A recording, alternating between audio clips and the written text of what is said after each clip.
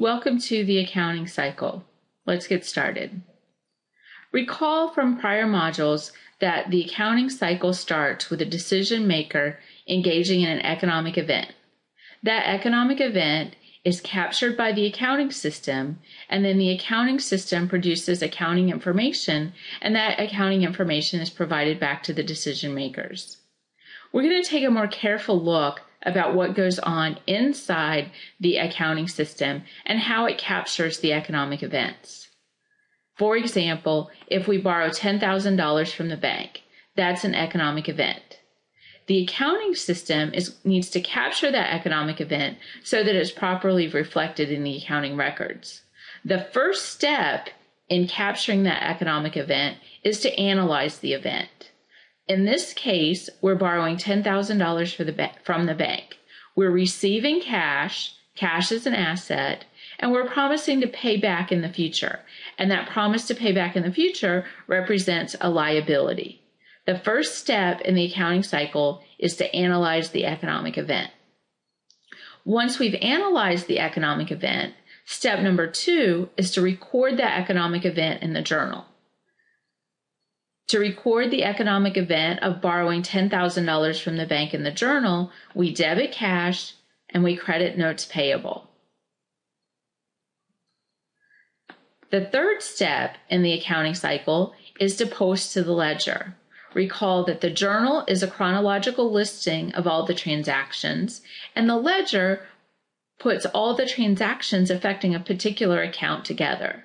So the transaction of borrowing $10,000 from the bank would be posted to the ledger by debiting the cash ledger and crediting the notes payable ledger. So step number 3 in the accounting cycle is to post to the ledger. The fourth step in the accounting cycle is to prepare an unadjusted trial balance. But before we talk about the unadjusted trial balance, let's put things into context a little bit. Recall that we have a periodicity assumption in accounting. That means that a business cycle is divided into artificial time periods, and we prepare financial statements at the end of each of those time periods. So here we see a beginning and an end. For example, the beginning could be the beginning of the year. The end of the time period could be the end of the year. Throughout that time period, economic events are occurring. They're being recorded in the journal and posted to the ledger. So all the economic events that are occurring during this time period are captured by the accounting system by recording them in the ledger, recording them in the journal, and posting them in the ledger. At the end of the accounting period, we want to make financial statements. But before we can make financial statements, there are some things that we must do. The first thing that we do at the end of the accounting period is to prepare an unadjusted trial balance. We'll discuss the unadjusted trial balance in more detail in this module. After we prepare an unadjusted trial balance, we prepare adjusting entries. Adjusting entries will be discussed in a future module. After adjusting entries, we prepare an adjusted trial balance, and then finally, after the adjusted trial balance, we can make our financial statements. Remember, the goal is always to provide information to decision makers. Financial statements is one piece of information that we provide to our decision makers. So the beginning of the period starts with economic events occurring, those economic events happening throughout the year. The accounting system continually captures those economic events by recording them in the journal and then posting them to the ledger.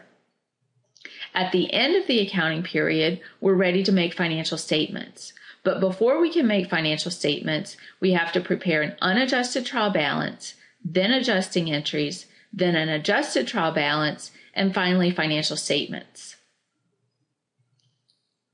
But keep in mind that the end of the accounting period suddenly becomes the beginning of the next accounting period. So what we need to do to get ready for the beginning of the next accounting period is to prepare closing entries and a post-closing trial balance. The closing entries and the post-closing trial balance will be discussed in later modules.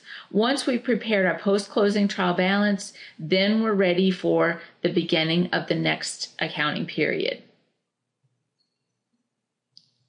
Recall that we ended the last module with our ledger, with cash having a balance of $25,500, notes payable $10,000, revenues $3,000, equipment $5,000, common stock $20,000, and expenses $2,500.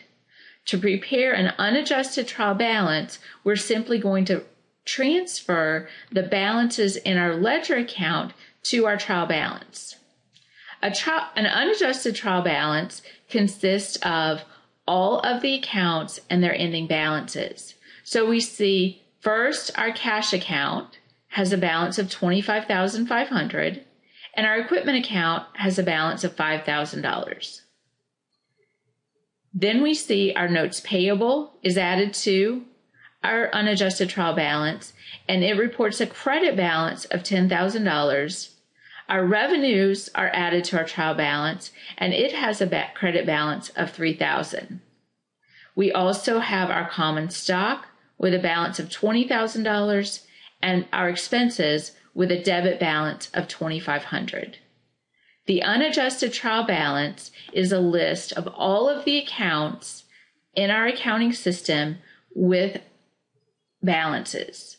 We see our debit balances of cash, $25,500, equipment, $5,000, and expenses, $2,500.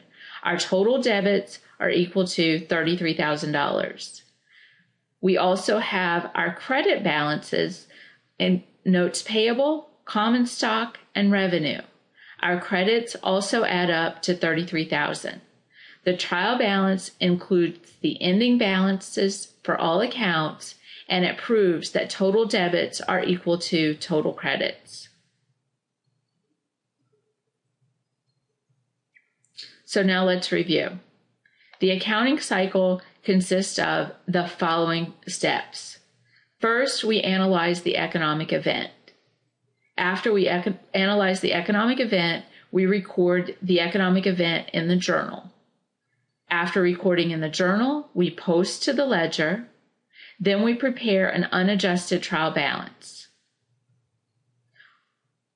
Based on this module and previous modules, you should be comfortable with analyzing economic events, recording in the journal, posting in the ledger, and preparing an unadjusted trial balance. After we prepare the unadjusted trial balance, the next step is to prepare adjusting entries, then prepare an adjusted trial balance, and prepare financial statements. After financial statements are prepared, we prepare the closing entries and the post-closing trial balance. Steps 5 through 9 we'll cover in more detail in a later module. Continuing with our review, recall that the journal is a chronological list of all economic events recorded in the accounting system. The ledger includes all economic events affecting a particular account being grouped together. It includes the account balance. The unadjusted trial balance includes the ending balance for all accounts, and it proves that total debits are equal to total credits.